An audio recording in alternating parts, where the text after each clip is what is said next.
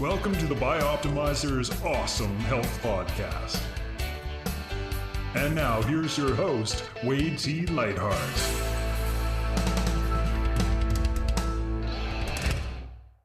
What if you could double your energy naturally without caffeine or stimulants in just 3 short months?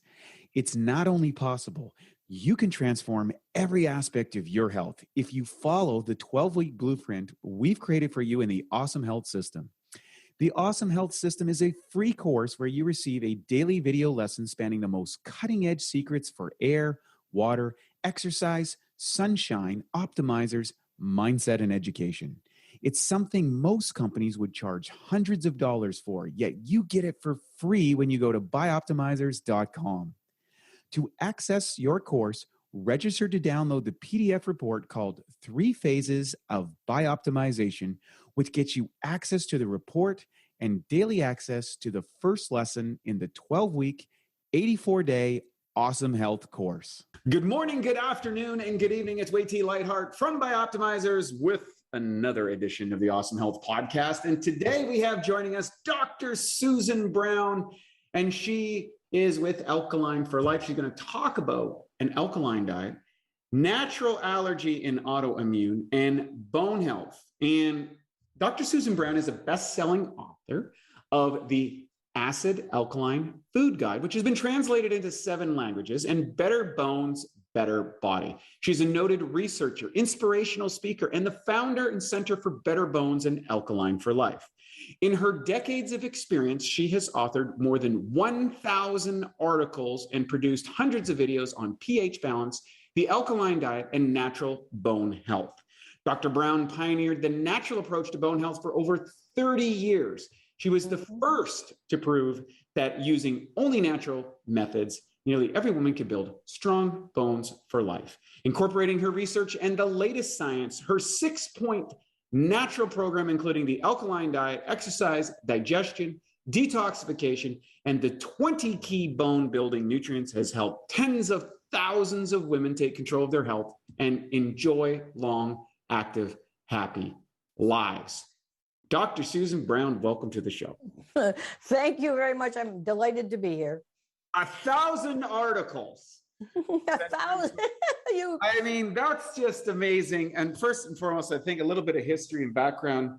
I got first turned on to the benefits of an alkaline diet years ago when I had my physical crisis from my bodybuilding years, and kind of came around and learned about digestion and enzymes and probiotics. Right. Company, and of course, I've been plant-based for 20 years, which is very interesting. And so I'm pretty well versed in the subject, but not nearly as well sourced and well knowledgeable as yourself. So how did you get started with this whole concept of pH balance, bone health, and the importance, particularly for women, because a lot of women suffer from this extensively? Are women more susceptible to pH imbalance problems?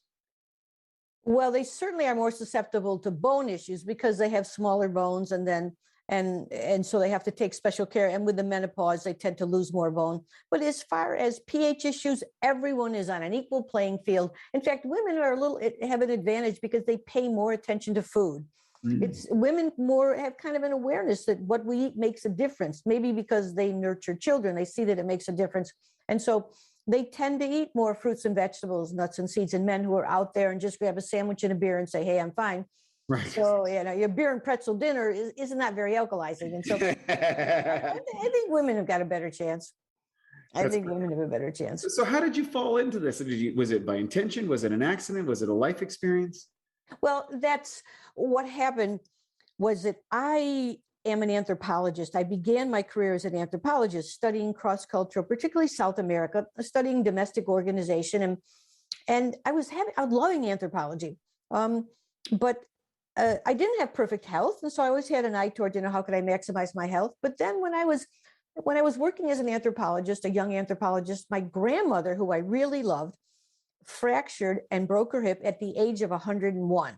She was in a bathtub. I don't know why we left her alone in a bathtub at the age of 101, but she was, and she fell and broke her hip. And she went to bed And everyone said, should you go to the doctor? She said, no, I've been there before. She said, I've taken care of my sons for 100 years. They can take care of me. And she just spent a year in bed. She was wonderfully clear of mind. And she passed away at 102. And I always wondered how long she would have lived if she didn't have that fracture. Now, the interesting thing in her case was that she had both osteoporosis. She had fractured, like many women, the path is first you maybe fracture a wrist or you fracture a collarbone. Then eventually you lose some height with spinal fractures. And the final fracture is usually a hip fracture. And she had osteoporosis, but she had rickets also. She had a vitamin D deficiency, which we don't recognize so much anymore. I didn't recognize it then until a friend of mine from South America said, hey, you know, she has rickets because you develop these bowed legs because the bone isn't strong enough to support the body. And that, of course, is vitamin D deficiency. That's something that we're so aware of, the importance of vitamin D now, especially with this whole COVID situation. But so my grandmother, I thought, gosh, I wish if I'd known then what I know now, how long would she have lived? And darn, about the same time, I go to the dentist, and the dentist says, you know, you have signs of some receding gums. You should go see a periodontist. Well, I'd already known that was an early sign of bone loss. So I said, I better study this. And then I got really deeply involved in the study of bone and the study of how we around the world. My first book was really looking around the world. And does everyone suffer this problem that maybe a quarter of the women or a third of the women fracture? And it doesn't happen all over the world. So I was very fascinated. Where do people have strong bones? Where do people have weaker bones? And how can we develop strong bones here? So that was my story, closely tied to my grandmother and to my own experience. Like I heard your experience too. You know, many of us, we had an issue and we worked to deal with it. And that's how we got so passionate about it. So now I'm curious, where is the strong bone humans and where are the weak boned humans and why? Well, it's very, even in Europe, different parts of Europe will have a greatly dramatic different fracture rate. And it's really a lot to do with levels of physical activity, levels of traditional lifestyles where people cultivated the food, ate the food, worked outside.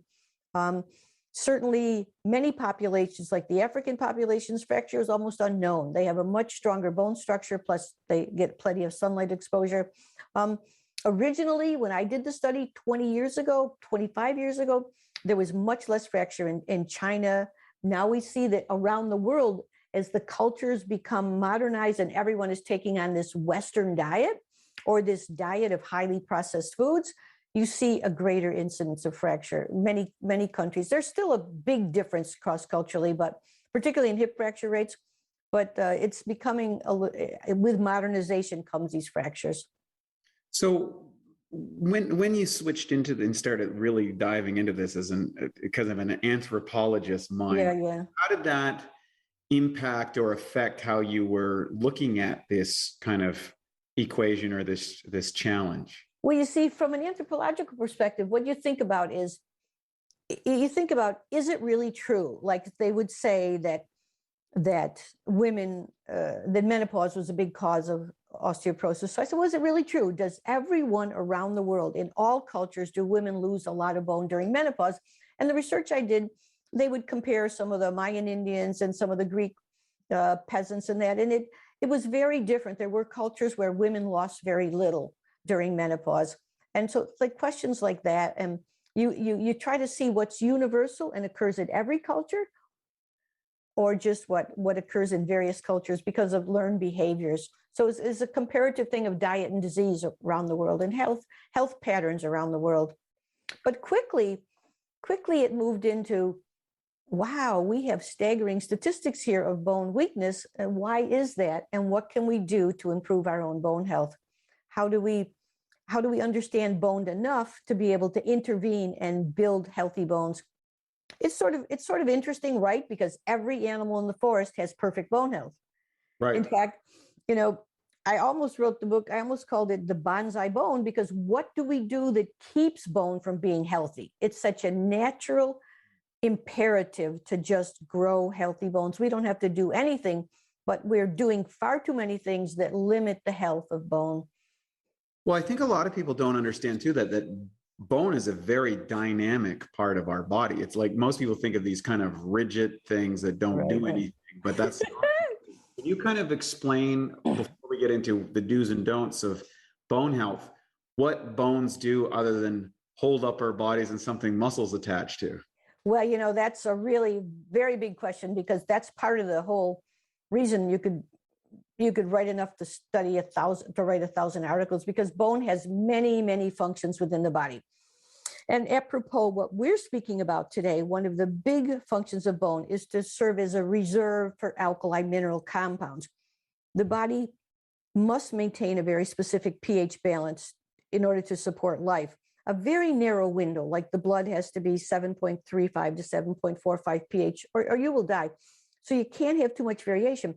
And one of the ways the body assures that is the bones serve as a gigantic reservoir of these alkali compounds, calcium compounds, phosphorus compounds, that can be drawn out when the pH just goes a little bit too acidic. So the bone is a gigantic reservoir of alkali reserve. A lot of your magnesium, a lot of your potassium, the vast majority of calcium is stored in the bone. In fact, I have this little statistic here. I don't know if we usually don't recognize it, like 40% or 50% of the sodium is in bone. Another 50%, even 80% of the magnesium is in bone, as well as 100% of the calcium. So minerals, it stores minerals. Attached to minerals or alkalizing compounds. Minerals don't stand alone in the body. Maybe it's a citrate or a carbonate. That substance alkalizes. So bone supports pH balance. Bone also, of course, is an incubator, we know, for white blood cells and for certain hormones like osteocalcin. But now we're discovering a whole bunch of hormones that are produced within the bone itself that go through the whole body. And that is a really very important function. And bone, we don't think of it, but it's also a storage site for toxic metals. When the body gets exposed to cadmium or lead, it doesn't want to deal with it. It just shoves it in bone and to keep it out of circulation. Wow. And then what happens when you lose bone? That goes into circulation. Right. So you see in menopause or pregnancy, toxic levels go up in women because they're having to deal with all these toxins that are stored in bone. Actually, there's so many, many functions of bone, and bone requires, that's another thing, requires a lot of energy, right? Because I think it's second to the brain for oxygen utilization. Wow. It's very, very active tissue. Constantly, right now, there's 2 million spots in your body where you're tearing down old pieces of bone and putting in new pieces of bone. Those 2 million cells are working very strongly to sense where there is damage. For example, it's really, you want to hear the story? I mean, these stories are all a little complicated ones. Shall I tell you one or two more ones? Yeah, I love it. Okay. So, you have bone building cells, right? Osteoblasts. These guys lay down that collagen stuff that then becomes mineralized. Well, some of those little cells get buried in the bone they're making, and they become what's called osteocytes. They become bone cells. Now, those bone cells get buried there, and what they do is they develop these little filaments, and those filaments connect one to the other, so the whole network of information in the bone is connected. So they sense, hey, there's a little bit of weakness here. They send the message out, let's rebuild this spot. A little bit of weakness there, let's rebuild that spot. Those little filaments, if you put them end to end, go halfway to the moon and back. I mean, it's just the network of intelligence in the human body. We can't comprehend it with our little minds. That's why I'm so fascinated, because just studying one bone cell, you could see the wonders of the whole of this creation. It's absolutely amazing. It's truly remarkable, the human body. I've never gotten tired learning about it, and there's always seems to be something new to learn. Yeah. I want to circle back to your research and what you found with, kind of industrialization and how that's impacting bone degeneration. I think that's a correlation that we can make. What specifically do you feel is contributing to the degradation of bone tissue? Well, Wade, you talk specifically, like every day we're reviewing the literature. Like here, today I was reviewing articles, 3 or 4 of them were on pollution and damage to bone. Now, we wouldn't even think of that. Or we wouldn't think of glycophosphates, which actually acidify the body, there are so many things we do that damage bone. the kind of things everyone would think of, and probably some of the biggest ones are, of course, the lack of physical activity. This body was designed to move, and if we do not move, the body is not going to waste energy developing muscle or bone that you don't need. You know that as a trainer, you know very well that that's the issue. I mean, today we don't even have to, we can speak a word and turn on a light. We don't have to do anything, and the human body is becoming, it's designed for it. So physical activity is the biggest impact on bone is muscles pulling on the bone, the tendons and the muscles loading the bone. And so the lack of physical activity is very great. Of course, then you do get to the outstanding nutrient depletion. We're a fat country. We have 40% of our food in each household is wasted. We have lots of food, but we're poorly nourished. And in fact, a recent study in New York State showed that 30% of the people didn't have one fruit or one vegetable in any given day. That's hard to. And this they found was similar all over the country. That there is such a it's so easy to move. We've moved to processed, denatured foods, which don't have the same nutrient content, and it's become an everyday way of life. Well, in your book, the Acid Alkaline Food Guide, what is that about? Can you, like, when you're saying the Acid Alkaline Food Guide, are you promoting acid? Are you promoting alkaline? Like, what is that all about, so that people can understand that ratio? Because I think there's a lot of conjecture and misidentifications of acid alkaline. Is this acid forming? Is that alkaline forming? Is acid bad? Is alkaline bad? What's the whole story there? The whole story. Well, it's a little complicated topic in that pH balance is a thing of chemistry, of how much acid there is in any solution. And this particular chemistry of our body requires a particular pH. As I mentioned, your pH has to be slightly alkaline in the blood or you die. And so the body has many mechanisms, just like we produce lots of acids just from breathing, metabolizing food. Most of them are buffered automatically. When I exhale, I'm exhaling carbon dioxide, which is an acid, which is carbonic acid. The protein in my body buffers acid. The kidney buffers acid.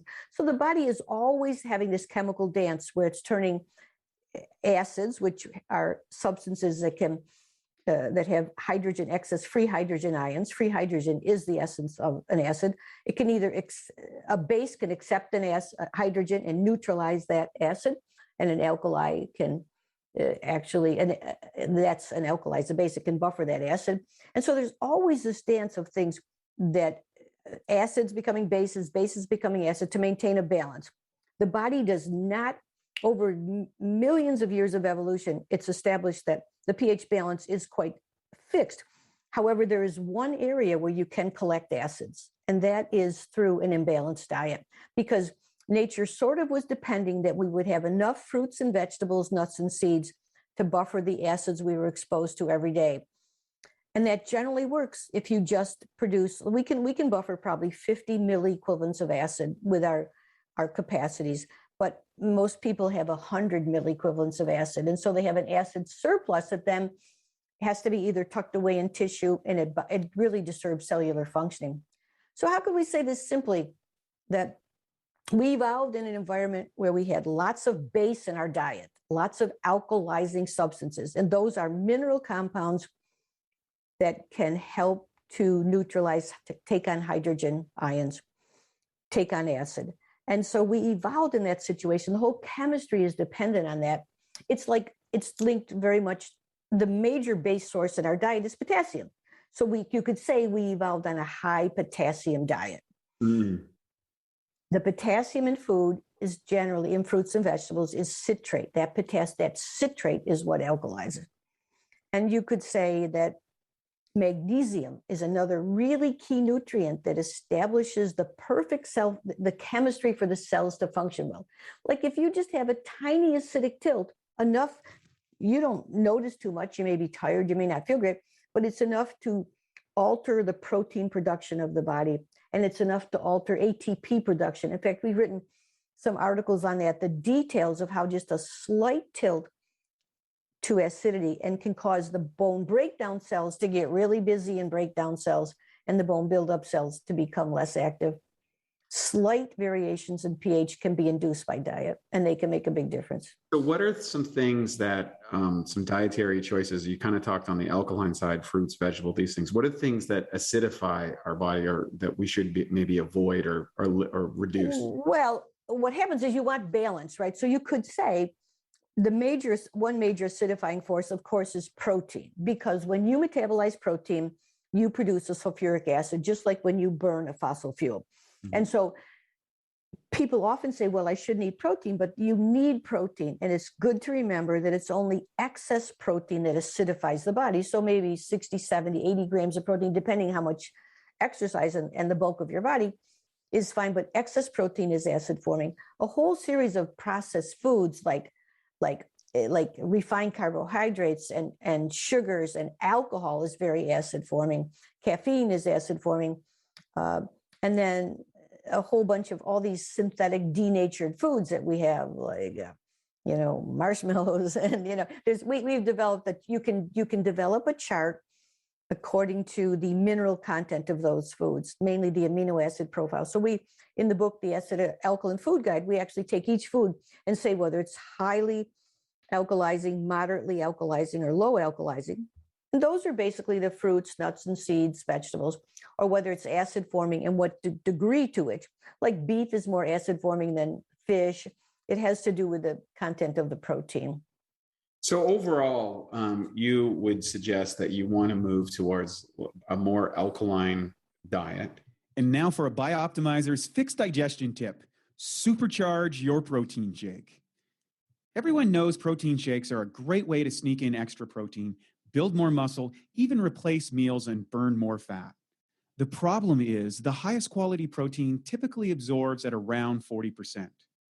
One way to fix this and dramatically increase how quickly and effective your protein shake digests is to add 2 to 3 capsules of Masszymes into your shake. One research study showed that pre-digested protein during a meal increased muscle growth significantly. To take advantage of this, just blend the open capsules into your shake, and within 15 minutes or less, the enzymes will have begun to break down the protein into amino acids. This can make your shakes at least 2 to 3 times more potent.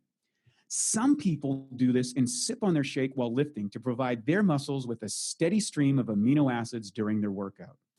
To save 10% on Masszymes, use the code SHAKE10, that's SHAKE10, at Masszymes.com. That's SHAKE10 at Masszymes.com. Yes, because, the alkaline diet really suggests a high mineral diet and a whole foods diet, a whole foods high mineral diet, in order to get those plant compounds that are very alkalizing. That's right. Right. So that's what we do. Okay. Now, one of the other topics that we kind of touched on, you talked about bone health, but another area that is interesting is natural allergies and autoimmune. One of the topics I think that a lot of people are concerned about today specifically is how do they bolster their immune system, or people who are suffering from allergic reactions from a variety of compounds or chemicals. Is there a relation between those two topics? Are they independent, or is there something that you can share with our audience that may be beneficial of, keeping their immune system strong? Well, if we wanted to link back to what we talked before, we could talk about the alkaline diet. And because if you can alkalize your chemistry, and the one thing we have championed is a simple test, a first morning urine test to look at your pH. Because if your pH is at a particular level, first morning urine, like 6.5 to 7.5, what that really means is that you have enough minerals to buffer the acid. So that is a perfect setting for the cells to function better. And so that relates to autoimmune disease, it relates to allergy. It's one of the base foundation concerns we have for any of our programs, for bone or autoimmune or allergy, is to pay really good attention to that pH, because you can't repair the body if you don't have these essential nutrients, particularly the minerals. And because cell functioning is so dependent, particularly magnesium is so very important to cell functioning. And so if you pay attention to your pH, you can see this little simple first morning urine. It can give you an idea. Do I have mineral adequacy? And certainly allergies and autoimmune disease, you can't get around the need to look at repair, right? I mean, an allergy is about proteins that have leaked through the gut, got into the bloodstream. The white blood cell is nervous and jittery, attacks. Autoimmune disease is really an advancement on that, where the white blood cells get really nervous and jittery and attack parts of your own body itself. And the correction is all based on repairing the tissue, enhancing digestion, repairing the leaky gut, incapacitating the body to absorb foreign particles without becoming super hyperactive about them. And of course, that is diet. It's the white blood cells get nervous and jittery just like we get nervous and jittery. So I mean, this whole thing of meditation, stress reduction, there's a whole program that we use for autoimmune disease, and certainly a program for allergy. I guess one thing people don't recognize is that we think of allergy, we think of immediate responses. You know, every time I smell this, I get a headache, or every time I eat this food, I get a hive. Those are immediate reactions. They occur maybe they occur within an hour. But Wayne, what percentage of reactions do you think are delayed that can take a week or several days? Probably well over 90%. Yeah, 80% at least of all reactions are delayed. And so people don't recognize that. So you have to do special testing to figure out the delayed reactions.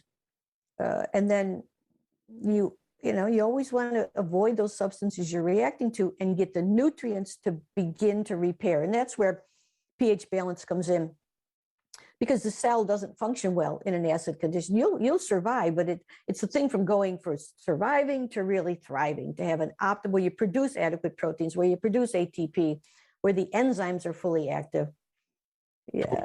Now, you've identified, I believe, 6 points in your programs. And if you can share with us where people can get your programs, that would be awesome. And Sure. can you explain the points that you feel a healthy bone or a good alkaline lifestyle would help people?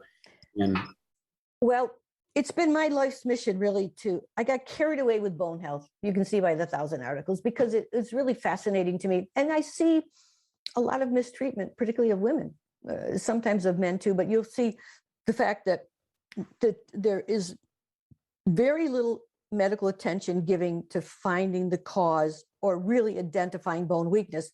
We've simply gone with bone density tests. Bone density tests now we know do not predict fracture. They're going to be replaced because they're not effective, really. Right. But what it is effective at is scaring a lot of women, and particularly thin women, small boned women, because these machines do not measure. They're very influenced by area. So a person with small bones, a person lightweight, is going to come with a low bone density. So they're often told just take bone drugs, when really they may or may not have a bone problem. On the other hand, you have people who, average person, woman who's got signs of bone weakness. She may have vast receding gum. She may even have some minor fracture. Often these cases are not looked into to find the causes of bone weakening. So we champion number one, a real assessment. Mm-hmm. What is going on in your case? And we teach people the medical tests they should get looking for the causes. We have developed this into a 6-step program called the bone support program that we now do in a webinar. And we do that in over 4 days, where you learn to assess your own case. You learn to develop this alkaline diet. You learn what key nutrients would be helpful. You learn the exercises. Like they have truly shown in Australia, at the Australian Bone Clinic, that you can build new bone at any age. And they have these women building a lot of bone in their 50s, 60s, 70s, doing weightlifting. But you have to be very careful, supervised. I mean, it's like I did a webinar recently with Belinda Beck, who began the Australian Bone Clinic. And it's pretty, I mean, she blew the myth that you can't rebuild bone. I mean, it's pretty striking. I think this is one of the most important areas for people to understand. You know, your body is extremely regenerative at just about any age. And that I think so many people will take a look as we get older and like, oh, I'm getting old, or I can't do this anymore. But there's a whole lot of things that people can do. And certainly it's much more than they might imagine. Yeah. What do you say to people who think that they're too old or they can't do it, or that, it's just the body's going to break down. What's your message to those? Well, Wade, I'm sure you've seen the thing. This is the planet of free will. That's Right. the one thing. The divine has given us free will. So, I mean, I'm a big champion for big activity. I'm a champion for trying to use every minute on this planet to my best advantage, to learn as much as I can possibly learn and to share as much as I can share. But if someone else is happy saying, hey, I'm happy, I'm okay. I expect I'll die in a few years, but I'm comfortable. I don't mind if I can't walk around the block. And, people, I really do believe in choice, and I'm not going to put anyone down who says, look, I just like my easy chair and this is the way I want to go. But I attract people who are interested in the regenerative capacity. And I myself am very interested in that. And I had very poor health when I was an anthropologist, and I met great, smart people who helped me understand nutrition, acupuncture, homeopathy. And I just want to share some of those things that I've learned. So what does a day in your life look like from a health perspective? Like, so what do you do on an individual day that says, hey, this is how I maintain a healthy, vibrant life?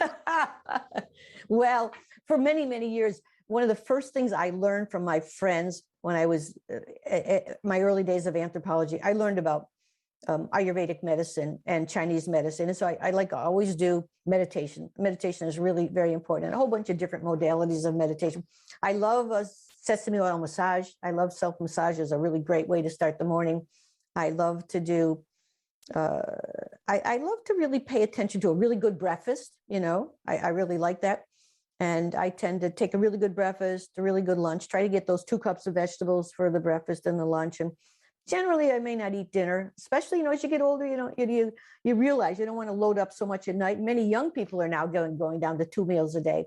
I really like doing that, have a good lunch. And then I like to do as much, one thing that really is so important to me is being outside.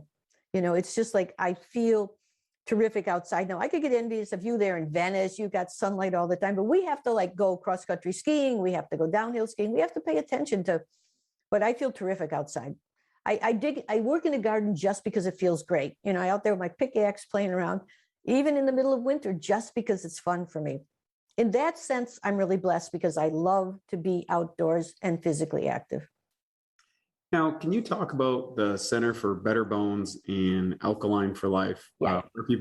What's that about and where people can find that?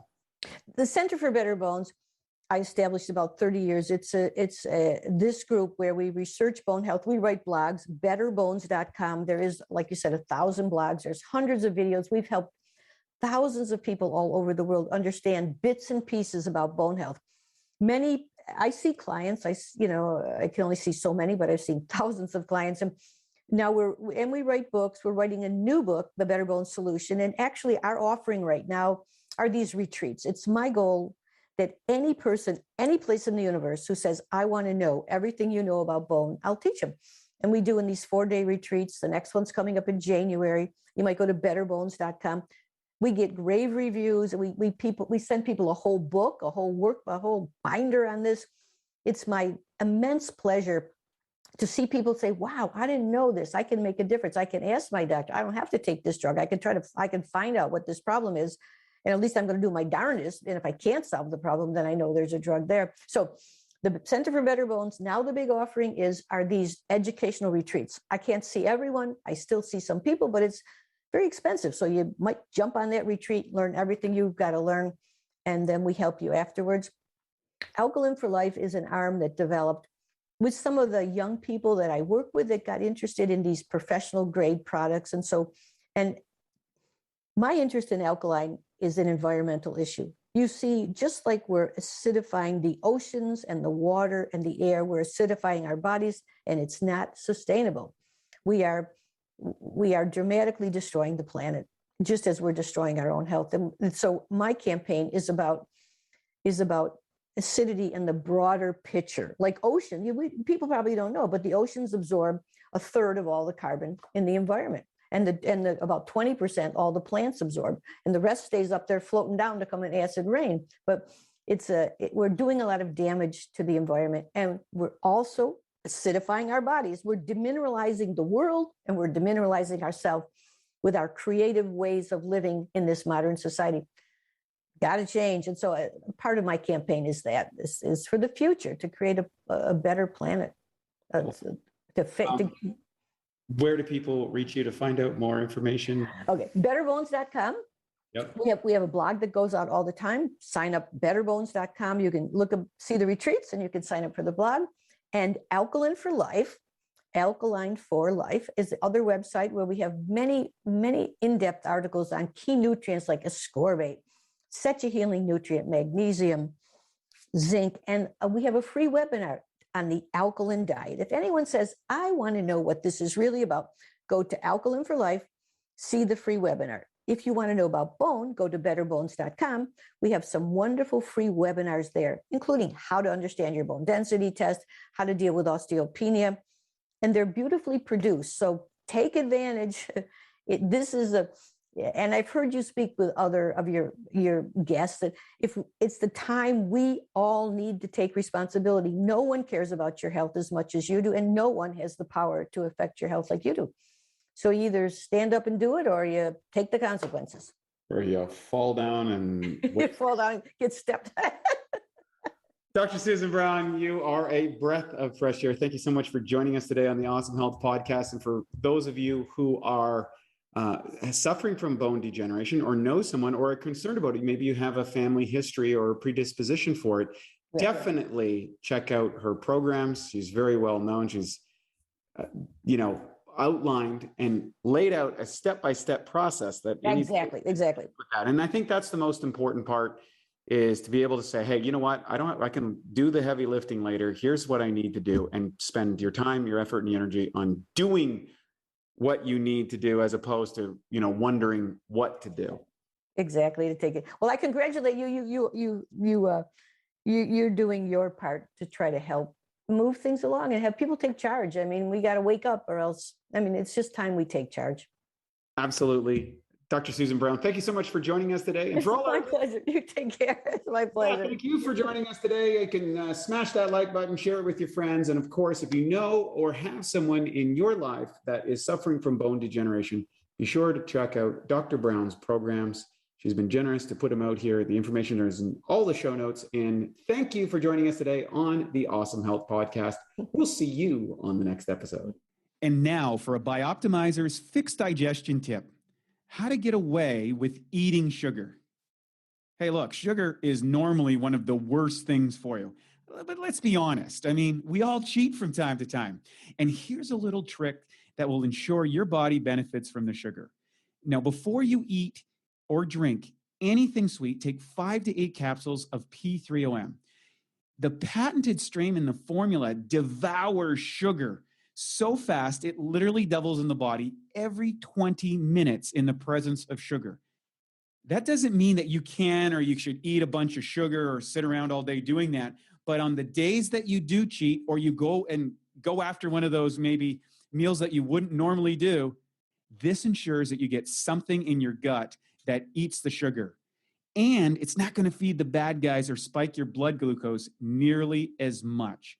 So to learn more about P3OM and its sugar-devouring and protein-digesting properties and how it can transform your gut and metabolism, go to www.bioptimizers.com. Thank you for listening to the Bioptimizers Awesome Health Podcast. You can find more information at bioptimizers.com.